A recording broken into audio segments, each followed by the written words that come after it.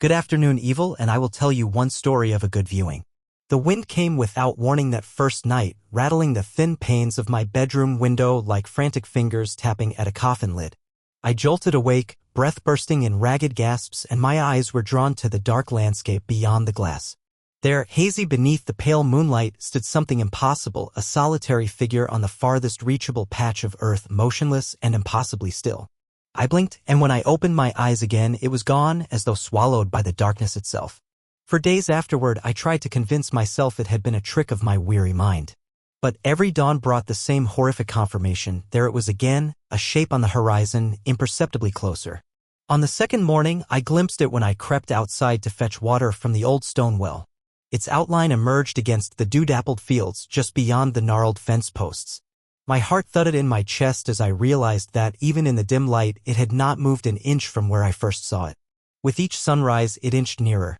On the third day, I awoke to find it silhouetted against the blush of dawn, no more than half a mile away. The air was unnaturally still, birds remained silent in the hedgerows, and the morning breeze held its breath. When I dared to raise my lantern and peer through its glass, I thought I saw, just for a heartbeat, two pale dots that might have been eyes. A chill surged through me.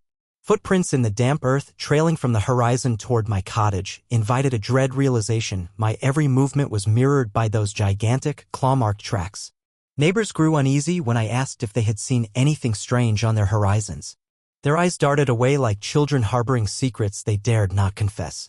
At the tavern, I overheard hushed conversations. The old miller swore to seeing a ragged figure standing motionless by his barn, as if waiting for harvest to end.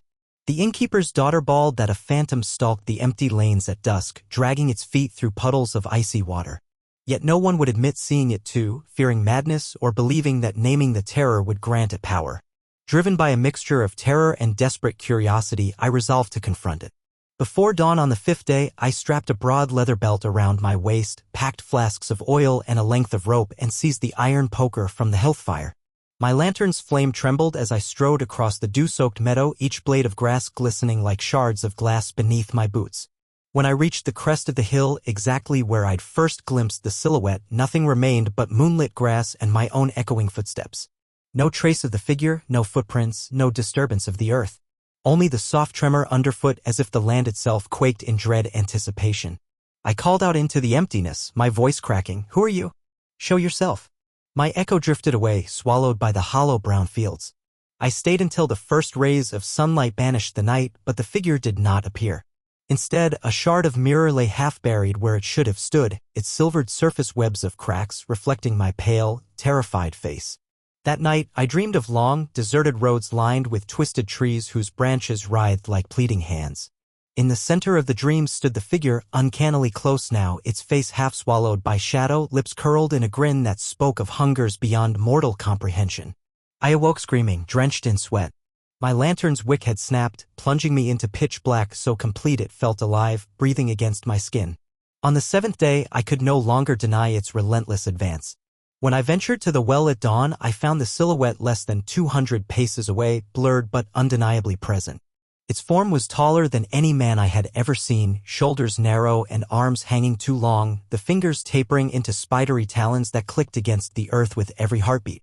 I stumbled backward, lantern crashing to the ground, its light dancing wild before snuffing out. Inside my cottage, the terror followed me like a living thing.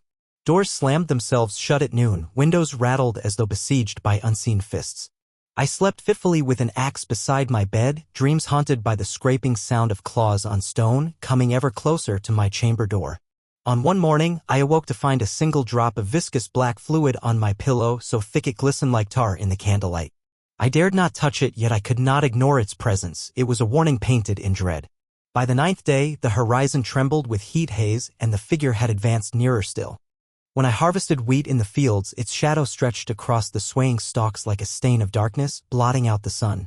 No footsteps marked its passage, the earth lay undisturbed save for my own footprints, now fading beneath a creeping frost that never existed before. Animals fled before it, skittering rats abandoned the barn, and the sheep huddled at the far end of the paddock, silent and wide-eyed. Desperation drove me to seek counsel from Mother Adeline, the village's soothsayer. She lived in a crooked hut of willow limbs by the edge of Marshwood Fen where the mist never lifted. Her eyes, milky and unseeing, rattled a string of carved bone beads as she chanted. "The figure is the horizon's warden," she rasped, voice like dry leaves. "It marches to claim the border between life and death. It will not be swayed by steel or fire." Her bony finger hovered over my heart. "You have 3 sunrises before the boundary shifts. By the 3rd dawn it stands at your threshold, and the threshold between worlds will open." I fled her hut as though pursued by the devil. Every rustle of grass behind me felt like its approach. I returned home to reinforce doors with iron brackets and stoke the hearth until embers glowed obsidian. Outside, the wind howled an ancient lament, carrying with it whispers in a language older than memory. Through the cracked shutters, I saw at the horizon, less than 100 paces away, a black monolith against the dying light. Now, on the eve of the final dawn, I write these words by flickering candlelight, knowing each moment brings me closer to the warden's arrival. My hands shake so violently the ink blots the parchment. I have strapped every lantern with fresh oil, sharpened the axe head, and carved protective runes along the threshold. Yet I feel no solace. The air grows colder, and in its breath I hear a promise of oblivion. Tomorrow, the horizon will bend and the line between our world and the next will fray. I have nowhere left to run. I can only imagine what waits when the figure finally arrives at my door, lightless eyes burning with otherworldly hunger, limbs that move with unnatural grace, a voice that whispers in the rustle of dead leaves. Against the blood-red dawn I shall stand or fall, and perhaps, in the end, join the silent ranks of those lost beyond the horizon. The candle guttered low in its iron sconce, sputtering flares of light that cast grotesque shadows across the walls. I pressed my back against the door, axe in hand, waiting with every fiber of my being for the horizon to shift. Outside, the wind carried an otherworldly keening, a dirge sung by ghosts whose names had been forgotten. Each breath I took was a struggle, as though the very air had grown thick with dread. Beyond the shutters, the sky was beginning to pale, an omen of the final sunrise. At the first pale streak of light, the room grew unnaturally bright. I unlatched the shutters with trembling fingers and peered out.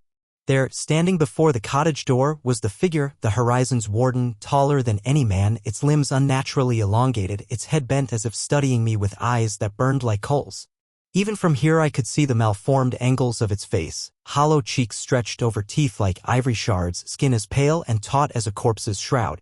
My heart thundered as I watched it raise one spindly hand, long fingers tipped with claws that glinted in the dawn. Tom stuttered. The world held its breath. Then, with a motion like a spider descending on a thread, the figure reached the threshold. The door buckled inward at its touch, splinters flying as though the wood itself recoiled in terror. I slammed the axe into the floorboards, hollering a prayer I didn't believe. It stepped into the room, and the morning light fled, sucked dry by the void clinging to its form. The air around it crackled as if reality itself was tearing at the seams. I raised the axe, voice cracking, "Begone!" But the figure only tilted its head, a mocking imitation of curiosity. Its mouth opened in a whisper that sounded like the hiss of wind through dead branches. Behind me, the candle extinguished, plunging us into an abyssal darkness. The only illumination came from the cracks in the door and the slits in the shutters, thin ribbons of light that outlined the figure's impossible silhouette. I swung the axe blindly. It passed through empty air. I felt no resistance, only the chill of something ancient and malignant. Suddenly, the world convulsed. The parchment on my writing desk fluttered, pages tearing free and swirling like bats caught in a tempest. The walls groaned as if the cottage were shrinking, drawing inward to crush me. I heard 1,000 voices whispering from every corner of the house, voices of those who had fallen before, whose souls had been claimed by the warden. They cried for release, begged for mercy. Their tremulous wails coalesced into a single, unearthly crescendo. I pressed the axe to my chest, knuckles white, seeking courage in cold iron. The figure advanced, each footstep silent. When it was but a breath away, its glare pierced the gloom. I braced for the end. Then, with a suddenness that shattered all expectation, it lunged and vanished. A punch of wind slammed into me, sending me sprawling into the far wall. My head cracked against the plaster, stars blossoming behind my eyes. When I gathered my senses, I saw it. The figure stood in the doorway, not moving, as though it had walked through me in an instant. In its hand lay the mirror shard I had found on the hill, now whole, its surface oily black. It held it before me as though offering a gift. With a voice like the rustle of grave dirt, it intoned, "Behold your fate." Against my will, I staggered forward. Reflected in the shard was not my own face, but a tapestry of every soul the warden had claimed, gaunt faces with hollow eyes, contorted in eternal screams. Their mouths opened and closed as though trying to speak, to warn me, to unite in a final act of defiance. My own reflection hovered over them, features pale and drawn. I tried to tear my gaze away, but was rooted by dread. The faces pressed against me from the other side of the glass, their voices rising into a cacophony. And then, as one, they fell silent. The shard darkened, becoming a void. With a snap, it shattered, thousands of slivers scattering at my feet, each one a cold promise of oblivion. The figure leaned close, breath like frost. Its eyes, now twin pinpricks of crimson light, bored into my soul. "Join us," it whispered, "or be lost to the horizon." Then it turned on its heel and walked away, each footstep leaving a scorch on the wooden floor. The front door closed behind it with a final slam, and the dawn spilled back into the room, bathing the destruction in pale gold. I sank to the floor, chest heaving, as the morning claimed its dominion once more. The air felt lighter, the oppressive weight lifted, yet I sensed the boundaries still trembling, not healed, only momentarily stilled. Throughout the village, windows shattered and doors were torn from their hinges as though the Warden's passage had brushed against every home. In the fields, crops wilted to ash and every well ran dry. I rose at last, gathering the mirror shards into a cloth, each fragment humming with a dead energy. I know now that the Warden retreats only to gather strength, to draw in every dying sunset until the horizon itself bows to its will. I cannot stay here, in a house marked by its presence. I will carry these shards with me, searching for a way to mend the boundary for good. By nightfall, I shall leave this place, trading one horizon for another, always vigilant. The world is vast, but the Warden's reach is longer still. And somewhere out there, in every mist-shrouded moor, every whispering forest, every quiet dawn, its figure will stand, waiting. Waiting to claim me or my reflection or the splintered echoes of both. So heed this warning: if you ever glimpse a still shape on the horizon, if the dawn bears its silhouette, if the dust trembles at its approach, you must not confront it. You must run as though the breath of death pursues you, for no blade can cleave its flesh, no flame can scorch its form, and no prayer can halt its march. The only defense lies in leaving the horizon ever behind until the threshold between worlds is sealed forever, or you, too, become a face in the mirror, screaming silently at the edge of existence. Thank you very much and see you all in the next video.